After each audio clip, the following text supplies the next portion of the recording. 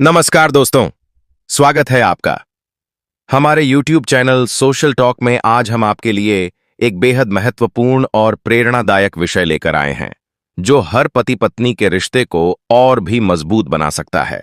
पति पत्नी का रिश्ता बेहद पवित्र और गहरा होता है, जिसमें विश्वास, प्रेम और आपसी समझ का होना बहुत जरूरी होता है। इस रिश्ते में कई ऐसी बातें होती हैं जो इसे और भी खास बनाती हैं, और उन्हीं में से एक विषय पर आज हम विस्तार से चर्चा करेंगे। आज हम बात करेंगे उन 4 अद्भुत गुणों के बारे में जो एक ऐसी स्त्री में पाए जाते हैं जो अपने पति के साथ कपड़े खोलकर सोती है। यह गुण न केवल उसके व्यक्तित्व को निखारते हैं, बल्कि उसके वैवाहिक जीवन को भी सुखद और मधुर बनाते हैं। कई बार लोग इस विषय को केवल शारीरिक पहलू तक सीमित कर देते हैं, लेकिन इसका संबंध केवल शारीरिक नहीं बल्कि मानसिक और भावनात्मक जुड़ाव से भी है। जब कोई स्त्री अपने पति के साथ इस तरह सहज महसूस करती है, तो यह दर्शाता है कि उनके रिश्ते में गहरा विश्वास और अपनापन है। अगर आप भी यह जानना चाहते हैं कि वे 4 गुण कौन कौन से हैं, तो इस वीडियो को अंत तक जरूर देखें। यह विषय केवल एक आदत तक सीमित नहीं है, बल्कि इसमें छिपे गहरे अर्थों को समझना भी उतना ही जरूरी है। तो दोस्तों, आइए इस विषय को और अधिक विस्तार से समझते हैं और जानते हैं कि यह 4 गुण किस तरह एक दाम्पत्य जीवन को खुशहाल और मजबूत बना सकते हैं। बहुत समय पहले की बात है। एक पवित्र गांव में 2 साधारण लेकिन धार्मिक परिवार रहते थे। वे स्नेह और सौहार्द से परिपूर्ण थे, जिनके मन में एक दूसरे के प्रति गहरी श्रद्धा और प्रेम था। उनके जीवन में सुख शांति का वास था और वे हर कार्य को एक साथ पूर्ण करते थे। भगवान की कृपा से उनके आंगन में बेटियों का जन्म हुआ, जिन्हें वे देवी स्वरूप मानकर बड़े प्रेम से पालने लगे। यद्यपि उनके मन में एक पुत्र की अभिलाषा थी, परंतु उन्होंने इसे प्रभु की इच्छा मानकर संतोष किया और अपनी कन्याओं को ही अपने कुल की शोभा समझा। समय बीतता गया और फिर विधि के विधान से उनके घरों में पुत्र रत्न की भी प्राप्ति हुई। उनकी संतानों ने प्रेम और अनुशासन के साथ अपना जीवन व्यतीत किया। जब उनकी पुत्रियां विवाह योग्य हुईं, तो दोनों परिवारों ने सोचा कि इन्हें एक ही घर में ब्याह दिया जाए, जिससे उनका स्नेह जीवन भर बना रहे। लेकिन परिवार में एक वृद्ध और अनुभवी पुरुष थे, जो अपने जीवन के अनुभवों से भली भांति परिचित थे। उन्होंने बड़े स्नेह और ज्ञान से कहा, वत्स, यह संसार केवल प्रेम और स्नेह से ही नहीं, अपितु संतुलन और समझदारी से भी चलता है। यदि दोनों पुत्रियों का विवाह एक ही घर में होगा, तो संभवतः उनके बीच मतभेद उत्पन्न हो सकते हैं। विवाह 2 आत्माओं का मिलन होता है और प्रत्येक आत्मा का अपना मार्ग निर्धारित होता है। अतः उचित यही होगा कि इन दोनों का विवाह अलग अलग कुलों में हो, जिससे वे अपने अपने घरों की शोभा बन सकें और दोनों परिवारों में समरसता बनी रहे। वृद्ध की यह वाणी ज्ञान और अनुभव से परिपूर्ण थी। दोनों परिवारों ने इसे भगवान का संकेत मानकर सहर्ष स्वीकार कर लिया और अपनी पुत्रियों का विवाह अलग अलग कुलों में करने का निर्णय लिया। समय व्यतीत हुआ, विवाह के शुभ मुहूर्त का निर्धारण हुआ और फिर वह मंगल दिवस भी आया, जब दोनों कन्याएं दुल्हन बनी। बड़ी पुत्री सौम्य और विनम्र स्वभाव की थीं, परंतु उसका रंग गहरा था।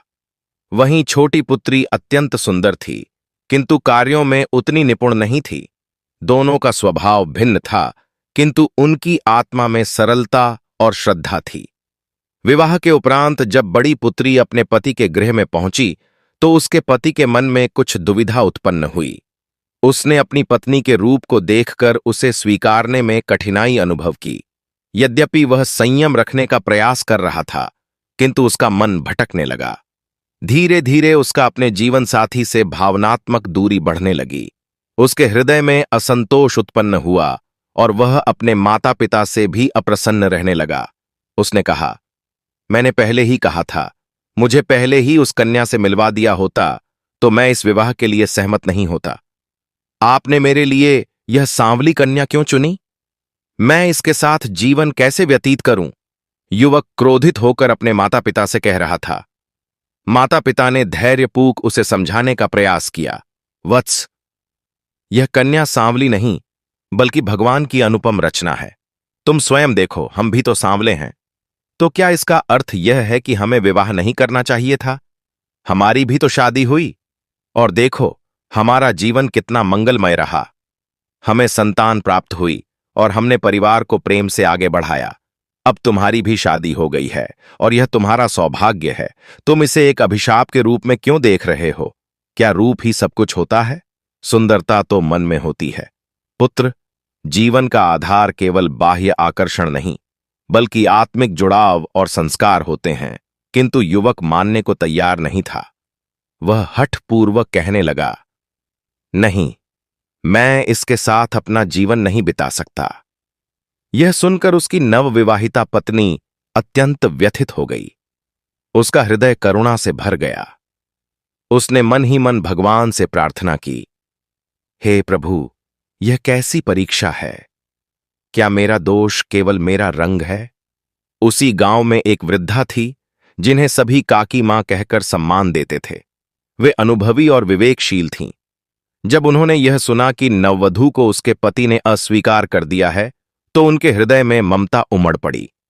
वे सोचने लगीं, कोई भी स्त्री जब किसी घर में बहू बनकर आती है तो वह उस परिवार की बेटी बन जाती है।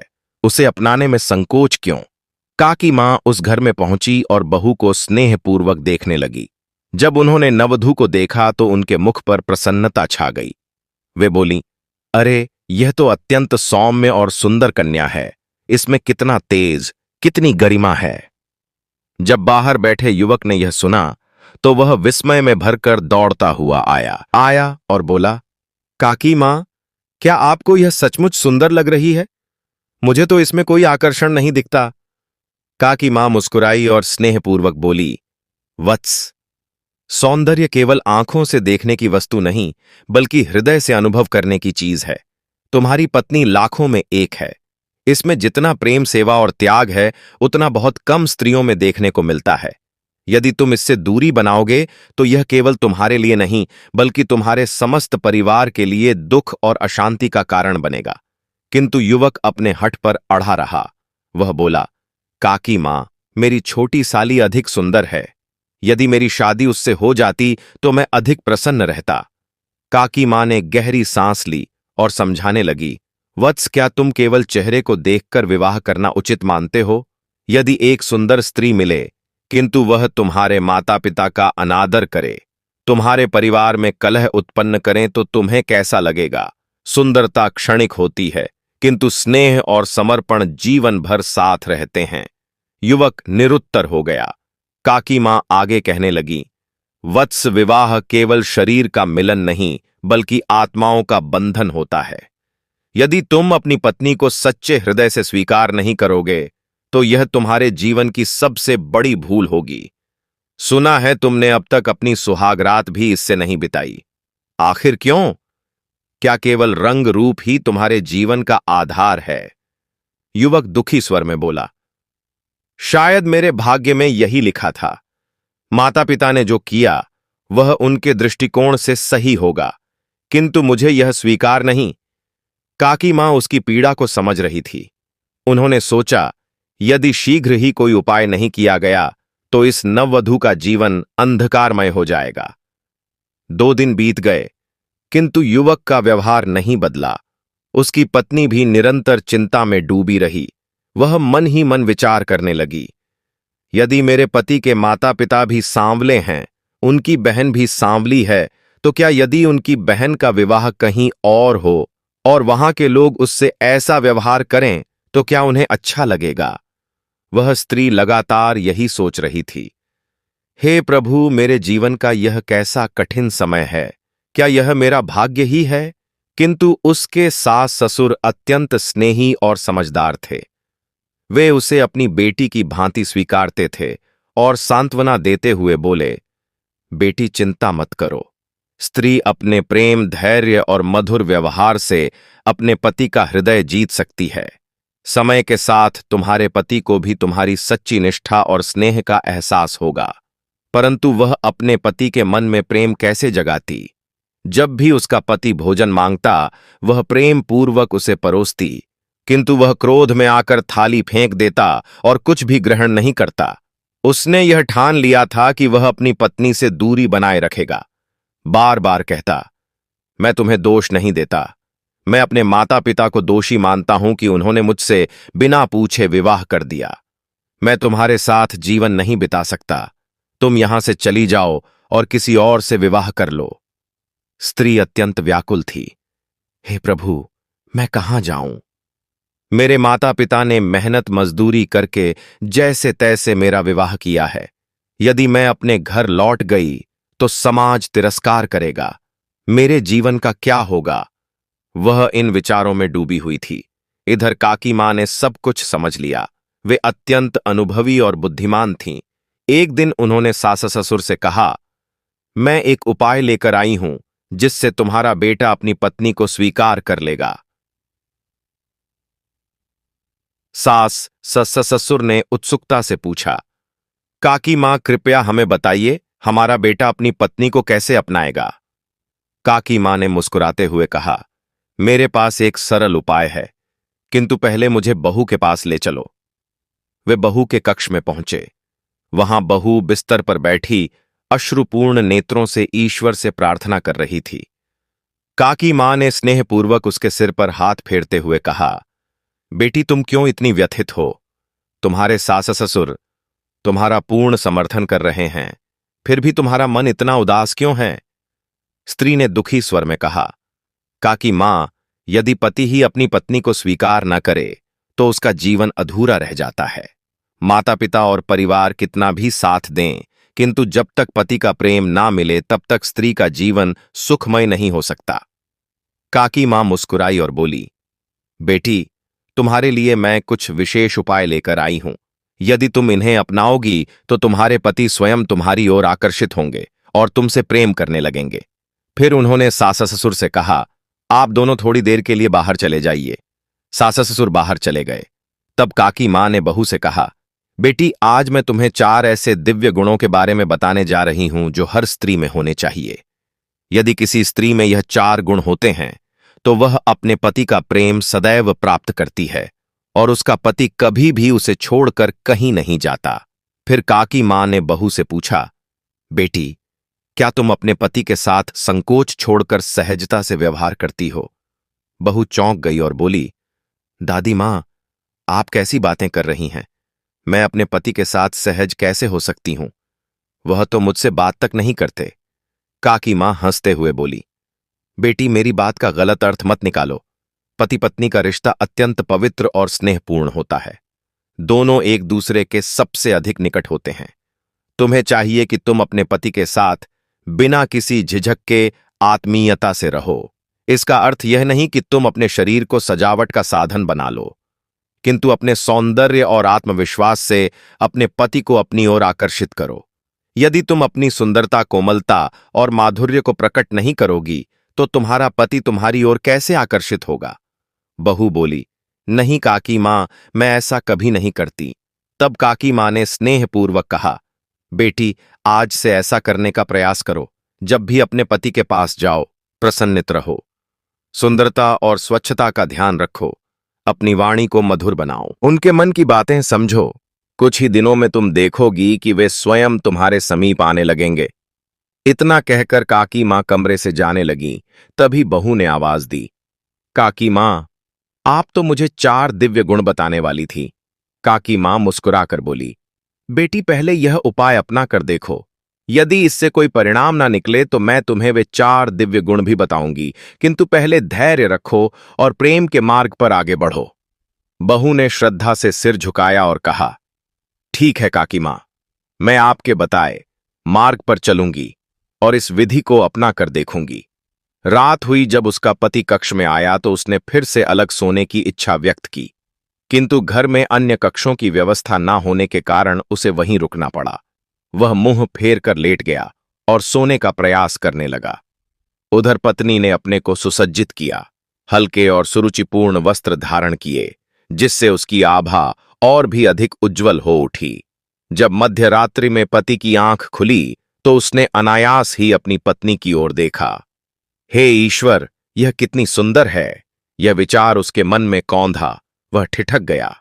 इतने दिनों तक जिससे वह दूर भाग रहा था, वही स्त्री आज उसे चंद्रमा के समान तेजस्वी प्रतीत हो रही थी। उसकी दृष्टि बार बार पत्नी के मुखमंडल पर जा टिकती। उसके मन में एक मधुर भाव जागृत होने लगा।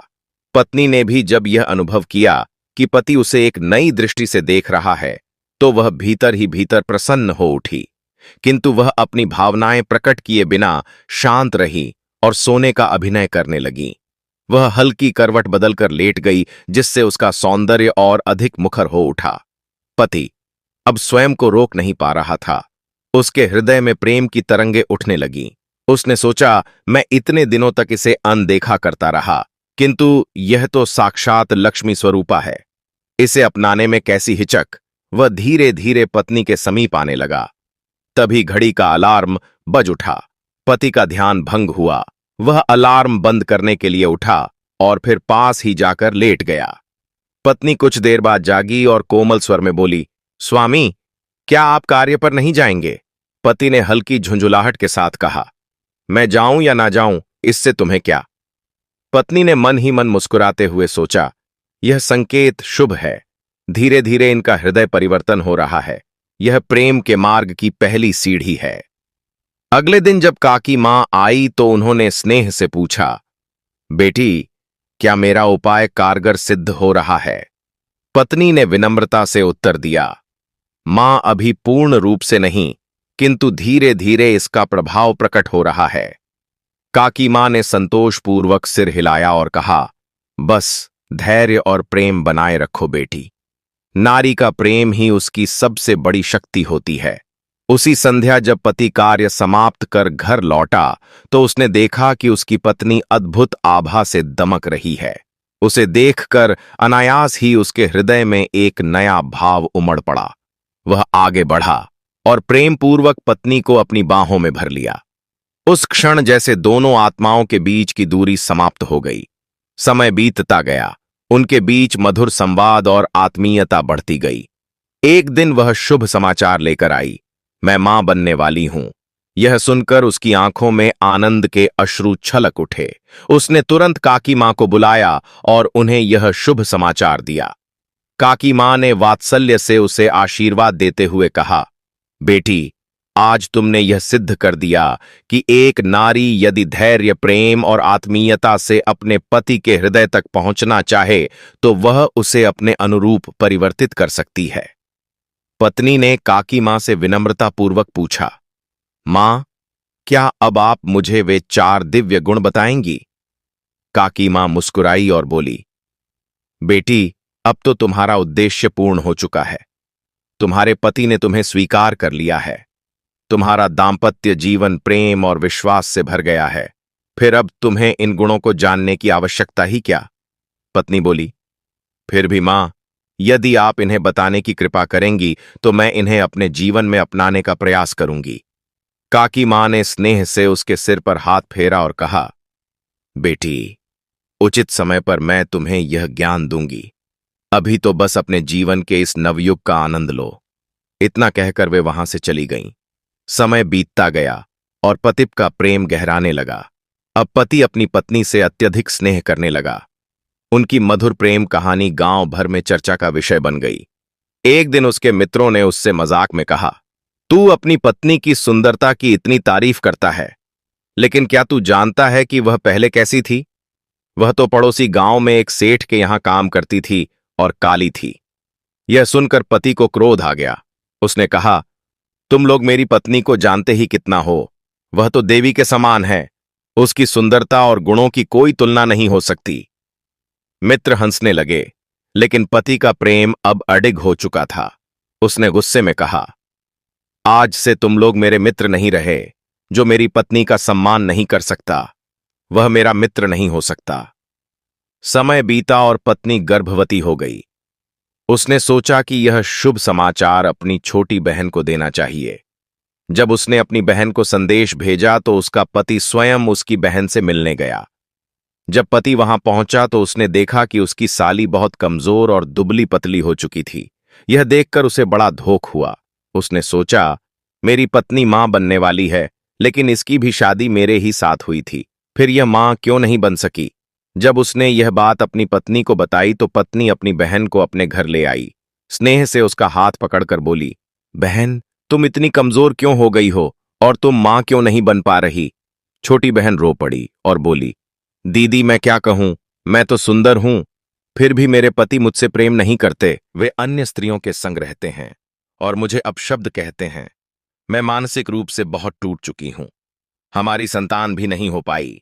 जब मैं अपने पति से संतान की बात करती हूं तो वे क्रोधित होकर कहते हैं, तू हमेशा संतान संतान की रट लगाए रखती है। संतान से लोग पागल हो जाते हैं। यह सुनकर बड़ी बहन का हृदय व्यथित हो गया। उसने स्नेह से बहन को गले लगाया और कहा, बहन, क्या तुम रात को अपने पति के साथ सहज और प्रेम पूर्वक समय बिताती हो? छोटी बहन ने उत्तर दिया, हां दीदी, मैं तो अपने पति के साथ पूरी आत्मीयता से रहती हूं, फिर भी वे मुझसे प्रेम नहीं करते। वे कहते हैं कि मुझसे अधिक सुंदर स्त्रियां उनके पास पहले से ही हैं। पत्नी अपने पति के तानों से अत्यंत दुखी थीं। तू मेरी जिंदगी की सबसे बड़ी भूल है। यह शब्द उसके हृदय को छलनी कर देते थे। वह बार बार अपमान सहती और अकेले में रोती। जब उसकी बड़ी बहन ने यह सब सुना तो उसका मन व्याकुल हो उठा। उसका पति, जो उसकी छोटी बहन का जीजा था, गंभीरता से बोला, चिंता मत करो, हमारे गांव में काकी मां है जो बहुत विदुषी और अनुभवी है, वे निश्चित ही कोई मार्ग सुझाएंगी। यह कहकर वह तत्काल काकी मां के पास गया और उन्हें घर ले आया। काकी मां ने जब छोटी बहन की दशा देखी तो उनकी आंखों में करुणा उमड़ आई। वे स्नेहपूर्वक बोलीं, बेटी, जब कोई पुरुष अन्य स्त्रियों में आसक्त हो जाता है और अपने ही घर की लक्ष्मी का अपमान करता है तो वहां सुख कैसे टिक सकता है? परंतु यदि तुम धैर्य और समर्पण रखोगी तो तुम अपने पति का मन परिवर्तित कर सकती हो। फिर काकी मां ने कुछ दिव्य उपदेश दिए। वे बोलीं, नारी मात्र बाहरी सौंदर्य से अपने पति को नहीं बांध सकती।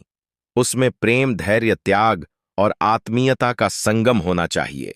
यदि तुम इन गुणों को अपने जीवन में उतारोगी तो अवश्य ही तुम्हारा पति तुम्हारी ओर आकर्षित होगा। किंतु छोटी बहन को संतोष नहीं हुआ। वह एक संत बाबा के पास जाने का निश्चय करती है और अपने पति को भी वहां ले जाती है। लेकिन जब पति वहां पहुंचता है तो क्रोध से भड़क उठता है। मुझे क्या हुआ है जो तू मुझे यहां लेकर आई है? उसने गुस्से में चिल्लाकर कहा। पत्नी ने विनम्रता से उत्तर दिया, आप अन्य स्त्रियों की ओर आकर्षित होते हैं और मुझसे दूर रहते हैं। मैं आपसे प्रेम करती हूं और हमारा दाम्पत्य जीवन सुखी हो, यही चाहती हूं, इसलिए मैं आपको यहां लाई हूं। यह सुनकर पति अगबोला हो गया और क्रोधित होकर अपनी पत्नी पर हाथ उठाने लगा। बाबा ने जब यह दृश्य देखा तो वे गंभीर हो गए। उन्होंने प्रखर स्वर में कहा, हे पुरुष, तू कौन सा अधर्म कर रहा है? यह समझता भी है, जो व्यक्ति अपनी पत्नी का सम्मान नहीं करता, उसे मारता पीटता है, वह नर नहीं, राक्षस है। क्या तू राक्षस बनना चाहता है? बाबा के वचनों से पति और भी क्रोधित हो गया। उसने क्रोध में कहा, बाबा तुम हमारे बीच मत आओ, यह मेरा निजी मामला है। यह कहकर वह अपनी पत्नी को जबरदस्ती घर ले गया। घर पहुंचने पर उसके माता पिता भी उसकी पत्नी को तिरस्कार की दृष्टि से देखते थे। उन्होंने कहा, इतना समय हो गया शादी को, लेकिन यह अब तक मां नहीं बनी। हमें अपने बेटे की दूसरी शादी करानी पड़ेगी। जब उस स्त्री ने अपने पति की असलियत उसके माता पिता के सामने रख दी तो वे स्तब्ध रह गए। उन्होंने अपने पुत्र को डांटते हुए कहा, बेटा, तुम यह क्या कर रहे हो? तुम्हारी धर्मपत्नी होते हुए भी तुम अन्य स्त्रियों की ओर आकर्षित हो रहे हो। यह घोर पाप है। विवाह एक पवित्र बंधन है, इसे इस प्रकार कलंकित मत करो। किंतु वह पुत्र अपने माता पिता की बातों को भी अनसुना कर देता है और अपनी गलतियों को स्वीकार करने से इनकार कर देता है। पत्नी यह देखकर व्यथित हो जाती है और पुनः काकी मां के पास जाती है। वह हाथ जोड़कर कहती है, काकी मां, मैंने इसे एक संत बाबा के पास भी ले जाया था। बाबा ने इसे फटकार भी लगाई, पर यह अब भी अपनी कुरीतियों से मुक्त नहीं हो रहा। कृपया मुझे कोई मार्ग दिखाइए। काकी मां उसकी वेदना को देखकर कहती हैं, बेटी, ध्यानपूर्वक मेरी बात सुनो। नारी मात्र शरीर से नहीं बल्कि अपने गुणों से पति को वश में करती है। अब मैं तुम्हें 4 दिव्य गुणों के बारे में बताऊंगी जो एक आदर्श स्त्री में होते हैं। उन्होंने दोनों बहनों को पास बुलाया और कहा, जो स्त्री अपने पति के प्रति पूर्ण समर्पण और आत्मीयता से व्यवहार करती है, उसमें 4 विशेषताएं होती हैं। यदि तुम इन गुणों को अपनाओगी तो तुम्हारा दाम्पत्य जीवन मधुर और समृद्ध बनेगा। प्रथम गुण, काकी मां ने कहा, एक सच्ची पतिव्रता स्त्री का पति कभी गलत मार्ग पर नहीं जाता। उसका मन हमेशा अपनी पत्नी में ही रमा रहता है। यदि स्त्री अपने प्रेम, श्रद्धा और सेवा से पति को प्रसन्न रखे तो वह कभी विचलित नहीं होता और किसी अन्य की ओर आकर्षित नहीं होता। द्वितीय गुण उन्होंने आगे बताया, जो स्त्री अपने पति के साथ प्रेम पूर्वक रहती है वह शीघ्र संतान सुख को प्राप्त करती है। जब पति में आत्मिक और मानसिक समर्पण होता है तो उनका प्रेम और विश्वास प्रगाढ़ होता है, जिससे ईश्वर भी उन पर कृपा करते हैं। तृतीय गुण, काकी मां बोली, आजकल कई दंपति छोटी छोटी बातों पर झगड़ते हैं, जिससे उनके रिश्तों में दरार आ जाती है। परंतु जो स्त्री अपने पति के प्रति पूर्ण समर्पण रखती है वह घर में शांति और प्रेम बनाए रखती है, जिससे उनका रिश्ता जीवन भर मजबूत रहता है। चतुर्थ गुण, अंत में काकी मां ने कहा, एक नारी अपने परिवार की रीढ़ होती है। उसे अनेक जिम्मेदारियां निभानी पड़ती हैं। बच्चों का पालन पोषण, सास ससुर की सेवा, घर का प्रबंधन।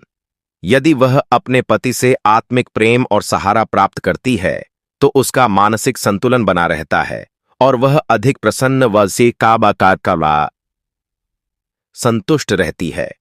इसके पश्चात काकी मां ने बड़ी बहन की ओर देखते हुए कहा, बेटी, तुम्हारी बड़ी बहन ने इन गुणों को आत्मसात कर लिया था, इसलिए उसने अपने पति के मन में अटूट स्थान बना लिया। किंतु याद रखना, उसका पति मूल रूप से एक अच्छा व्यक्ति था। फिर वे छोटी बहन से पूछती हैं, अब बताओ, क्या तुम इन गुणों को अपनाना चाहती हो? छोटी बहन दुखित होकर कहती है, हे काकी मां, जब मेरा पति मेरे साथ सोता है और मैं उसके प्रति समर्पण भाव से प्रेम प्रकट करती हूं तो वह मुझ पर क्रोधित हो उठता है। वह मुझे अपशब्द कहता है और दंडित करता है। वह कहता है, तू कैसी स्त्री है? तू क्यों इस प्रकार का व्यवहार कर रही है? अब आप ही बताइए, मैं क्या करूं? यह सुनकर काकी मां गहरी चिंता में पड़ जाती हैं। वे कहती हैं, बेटी, यह विचित्र स्थिति है। ऐसा नहीं होना चाहिए। तुम मेरे साथ चलो, हम एक सिद्ध संत के पास जाएंगे। वे अवश्य ही इस समस्या का कोई समाधान देंगे और यह जानने में सहायता करेंगे कि तुम्हारे साथ यह अन्याय क्यों हो रहा है। बूढ़ी काकी मां ने छोटी बहन से कहा, बेटी, तुम भी वही मार्ग अपना रही हो जो तुम्हारी बड़ी बहन ने अपनाया था। फिर भी तुम्हारा पति तुम्हारे वश में क्यों नहीं आ रहा? अवश्य ही इसके पीछे कोई गढ़ कारण है। यह कहते हुए काकी मां उसे लेकर एक परम ज्ञानी संत बाबा के पास चली जाती हैं। उस समय बाबा अपने मठ में ध्यान और विश्राम कर रहे थे। जब वे अपने विश्राम से बाहर आते हैं तो काकी मां श्रद्धापूर्वक उनके समक्ष नतमस्तक होकर कहती हैं, हे पूज्य बाबा, आज एक नारी का जीवन संकट में है। कृपया इस देवी के गृहस्थ जीवन को बचाइए। यदि आप कृपा करेंगे तो इसका जीवन पुनः मंगलमय हो जाएगा और इसके परिवार में सुख शांति लौट आएगी। बाबा ने शांत स्वर में कहा, हे माता श्री, यह देवी किस प्रकार संकट में है? मुझे विस्तार से बताइए। तब बूढ़ी काकी मां बोलने लगीं, बाबा, यह दोनों सगी बहनें हैं। बड़ी बहन अब अपने पति के प्रेम को पा चुकी हैं, किंतु यह छोटी बहन अपने गृहस्थ जीवन में संतोष प्राप्त नहीं कर पा रही। इसका पति इससे ना तो प्रेम से बातें करता है, ना ही इसके साथ समय व्यतीत करता है और ना ही इसे अपने जीवन का सहचर मानता है। मैंने इसे वही मार्ग दिखाया जो इसकी बड़ी बहन के लिए लाभकारी सिद्ध हुआ था, किंतु यहां वे सभी उपाय असफल हो रहे हैं। बाबा ने गहन विचार करते हुए पूछा, हे माता श्री, वे कौन से उपाय हैं जो आपने अपनाए? तब बूढ़ी काकी मां ने वे सभी बातें बाबा के समक्ष रख दीं। बाबा ने गंभीर स्वर में कहा, बात सत्य है कि पति को सन्मार्ग पर लाने में पत्नी की महत्वपूर्ण भूमिका होती है। यदि पति किसी कारणवश भटक भी गया हो तो उसका सुधार पत्नी के प्रेम, समर्पण और धैर्य से संभव हो सकता है। परंतु यदि कोई पत्नी लाख प्रयत्नों के पश्चात भी अपने पति को सही राह पर नहीं ला पा रही है तो यह नारी की नहीं अपितु उस पुरुष की दुर्बलता है।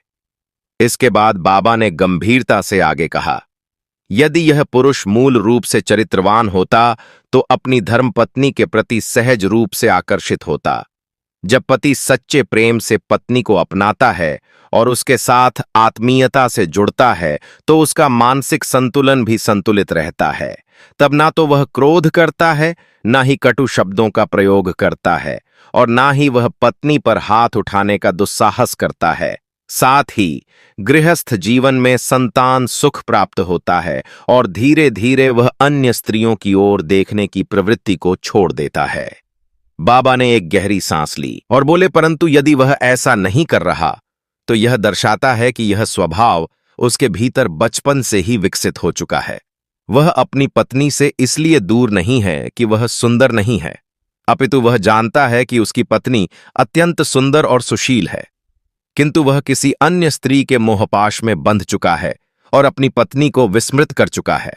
वह यह सोच रहा है कि जब तक वह उस पराई स्त्री के साथ रहेगा तब तक उसका जीवन सहज और सुखद रहेगा, किंतु वह यह नहीं समझ पा रहा कि यदि वह अपनी सच्ची पत्नी के साथ समर्पण और निष्ठा से जीवन बिताए तो वह कहीं अधिक सुखी और संतोषी रहेगा।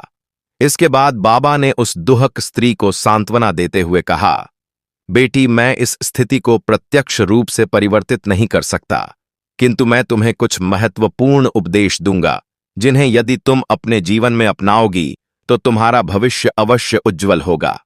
बाबा ने आगे कहा, बेटी, तुम अपने पति से प्रेम पूर्वक बातें करती हो, उसकी सेवा करती हो, उसे भोजन कराती हो, उसकी हर आवश्यकता का ध्यान रखती हो, फिर भी वह तुमसे रूखा व्यवहार करता है और झगड़ता है। यहां तुम्हें धैर्य और विश्वास से काम लेना चाहिए। यदि तुम्हें यह सब सहन करना कठिन लग रहा है और तुम अपने मायके लौट जाती हो तो यह तुम्हारे लिए सुखद नहीं होगा। तुम्हारे जीवन में संतान का अभाव है और यदि तुम्हारे पास संतान होती तो तुम अपने बच्चे को पालकर अपने जीवन को सही दिशा में ले जा सकती थी। लेकिन बेटी, याद रखना, भगवान के घर देर है, अंधेर नहीं प्रभु। एक दिन अवश्य तुम्हारे पति को तुम्हारे पास भेज देंगे। जो स्त्री तुम्हारे पति को बहकाने का प्रयास कर रही है उसका भला कभी नहीं होगा, क्योंकि तुम एक सच्ची और पवित्र हृदय वाली नारी हो। तुमने अपने जीवन में बहुत कष्ट सहे हैं और मैं यह भली भांति समझ चुका हूं कि तुम्हारे भीतर कोई कमी नहीं है। यह सत्य है कि यदि कोई स्त्री चाहे तो वह अपने पति को प्रेम और स्नेह से अपने पास रख सकती है, परंतु यह भी उतना ही सत्य है कि कुछ पुरुष ऐसे होते हैं जो अपने चरित्र पर संयम नहीं रख पाते। उनकी पत्नियां कितनी भी प्रयास करें, वे अपनी आदतों से बाज नहीं आते। वे अन्य स्त्रियों के साथ संबंध बनाते हैं, अपनी पत्नी का अपमान करते हैं और अपने माता पिता से भी द्वेष रखते हैं। ऐसे पुरुषों का अंततः पतन होता है और कोई भी उन्हें बचा नहीं सकता। बेटी, तुम्हारे पति का स्वभाव अब पूरी तरह बिगड़ चुका है, लेकिन फिर भी तुम प्रेम और धैर्य से अपने वैवाहिक संबंध सुधारने का प्रयास करो। यदि वह तुम्हारे साथ मधुर व्यवहार करता है तो धीरे धीरे तुम्हें संतान की प्राप्ति होगी जो तुम्हारे जीवन में खुशियां लाएगी। किंतु यदि वह फिर भी नहीं सुधरता और तुम्हें कष्ट देता है तो उसे रोकने की चेष्टा मत करना, क्योंकि इससे तुम्हें मानसिक और शारीरिक आघात हो सकता है। यदि तुम्हारा पति तुम्हें कहे कि तुम्हारे मायके जाने से उसका जीवन प्रभावित होगा तो तुम व्याकुल मत होना। एक दिन ऐसा अवश्य आएगा जब भगवान तुम्हारे जीवन में सुख शांति लाएंगे और तुम्हें संतान का सुख मिलेगा। वे बाबा जो तुम्हें आशीर्वाद देने आए थे, उन्होंने तुम्हें कुछ औषधीय जड़ी बूटियां दी और कहा, बेटी, इसे श्रद्धा और विश्वास के साथ अपने पति को देना, जिससे उसका चित्त धीरे धीरे स्थिर हो जाएगा और वह अपने कर्तव्यों की ओर लौटेगा। बेटी, इस संसार में सब पर विश्वास करने की आवश्यकता नहीं है, लेकिन भगवान पर श्रद्धा कभी कम मत करना, क्योंकि ईश्वर का न्याय सदा निष्पक्ष और अचूक होता है। जब वे बाबा चले गए तो तुम्हारी बड़ी बहन अत्यंत दुखी थी, क्योंकि वह तुम्हें इस अवस्था में नहीं देख सकती थी। उसने सोचा कि हमारी शादियां साथ हुई थीं, मेरे जीवन में संतान का आगमन हुआ, लेकिन मेरी बहन को वही सुख नहीं मिला, जबकि उसमें भी वही गुण हैं। उनका पति फिर भी उनसे मोहित नहीं हुआ और धीरे धीरे सब अपने अपने घर चले गए। संध्या समय जब पत्नी ने अपने पति को श्रद्धा और विश्वास के साथ औषधीय जड़ी बूटी वाला दूध दिया तो उसने उसे ग्रहण कर लिया। इसके प्रभाव से कुछ समय तक उसका हृदय शुद्ध हुआ और वह अपनी पत्नी की ओर आकर्षित होने लगा। वह अब अपनी पत्नी के साथ अधिक समय बिताने लगा। प्रेम पूर्वक वार्तालाप करने लगा और बाहरी स्त्रियों की ओर जाना भी छोड़ दिया। ऐसा प्रतीत होने लगा मानो ईश्वर ने उनकी गृहस्थी में पुनः प्रेम का संचार कर दिया हो। किंतु कुछ समय बाद जैसे ही वह प्रभाव क्षीण हुआ, उसका मन पुनः भटकने लगा और वह फिर से अन्य स्त्रियों की ओर आकर्षित होने लगा। जब पत्नी ने यह देखा तो वह व्याकुल होकर दौड़ती हुई बाबा के पास पहुंची। उस समय बाबा ध्यान में लीन थे। ध्यान पूर्ण होने के पश्चात जब बाबा ने देखा कि इस बार वह अकेली आई है तो उन्होंने स्नेहपूर्वक पूछा, बेटी, इस बार अकेली क्यों आई हो? क्या समस्या है? वह श्रद्धा और पीड़ा के साथ कहने लगी, बाबा, पहले आपकी दी हुई औषधि का प्रभाव पड़ा और मेरे पति सुधरने लगे। मैं मां भी बनने वाली हूं। यह मेरे लिए अत्यंत हर्ष का विषय है, परंतु अब वे पुनः बाहरी स्त्रियों के मोह में पड़ गए हैं। कृपया बताइए, अब मैं क्या करूं बाबा? धैर्यपूर्वक बोले, बेटी, मैंने पहले भी कहा था कि संसार में अनेक प्रकार के पुरुष होते हैं। कुछ अपने धर्म और परिवार के प्रति निष्ठावान रहते हैं, तो कुछ ऐसे भी होते हैं जो वासनाओं में उलझकर अपने मार्ग से भटक जाते हैं। तुम्हारे पति का मन अब भी अशांत है। तुमने प्रयास किया किंतु कुछ प्रवृत्तियां और सहज ही नहीं बदलती। अब तुम्हें केवल ईश्वर पर भरोसा रखना होगा। अपने मन और आत्मा की शुद्धता बनाए रखो। यदि तुम्हारे पति तुम्हारी बात नहीं मानते तो इसे ईश्वर के न्याय पर छोड़ दो। वे अवश्य उचित निर्णय लेंगे। बाबा के इन वचनों से उसे संतोष मिला और वह पुनः अपने घर लौट आई। जब उसने अपनी बड़ी बहन को यह सब बताया तो बहन ने उसे धैर्य और शक्ति प्रदान की। कुछ समय बाद दोनों बहनों को मातृत्व सुख प्राप्त हुआ। ईश्वर की कृपा से दोनों के घर बेटे का जन्म हुआ, जिससे पूरा परिवार प्रसन्नता से भर गया। सास ससुर भी अत्यंत हर्षित थे, किंतु छोटी बहू के प्रति उनका व्यवहार अब भी पूर्ववत था। हालांकि पोते से प्रेम करने लगे थे और धीरे धीरे उनके हृदय में भी परिवर्तन आने लगा। समय बीतता गया और कुछ समय बाद छोटी बहू पुनः गर्भवती हुई। यह देखकर बड़ी बहन अत्यधिक प्रसन्न थी, क्योंकि इस बार केवल उसकी छोटी बहन को यह सौभाग्य प्राप्त हुआ था, किंतु पति की प्रवृत्ति में पूर्ण परिवर्तन नहीं आया था। वह अब भी अन्य स्त्रियों के संपर्क में था, परंतु अपनी पत्नी की ओर भी ध्यान देने लगा था। पत्नी निरंतर प्रयास कर रही थी कि वह अपने पति को संपूर्ण रूप से अपने प्रेम में बांध सके, किंतु पूर्ण रूप से सफल नहीं हो पा रही थी। कुछ पुरुषों की प्रवृत्ति ऐसी होती है कि उन्हें सुधारना अत्यंत कठिन होता है। भले ही पत्नी कितना भी प्रेम, स्नेह और समर्पण दिखाए, यदि पुरुष का चित्त चंचल हो तो उसे अपने नियंत्रण में करना कठिन होता है। ऐसे में प्रत्येक स्त्री को यह समझना आवश्यक है कि यदि वह अपने पति को समझाने का हर संभव प्रयास कर चुकी है, फिर भी वह नहीं बदलता, तो अब उसे भगवान पर छोड़ देना चाहिए। ईश्वर सदा न्याय करते हैं और उचित समय पर प्रत्येक को उनके कर्मों का फल अवश्य मिलता है। तो प्रिय भक्तों, हमें विश्वास और धैर्य के साथ अपने जीवन में आगे बढ़ना चाहिए। यदि आपको यह सत्संग रूपी वचन प्रेरणादायक लगे हो तो अपने विचार अवश्य साझा करें। हमारे सोशल टॉक चैनल को सब्सक्राइब करें और बेल आइकन दबाएं ताकि आप आध्यात्मिक ज्ञान से जुड़े रहें। प्रेम से बोलिए राधे राधे और नमो बुद्धाय।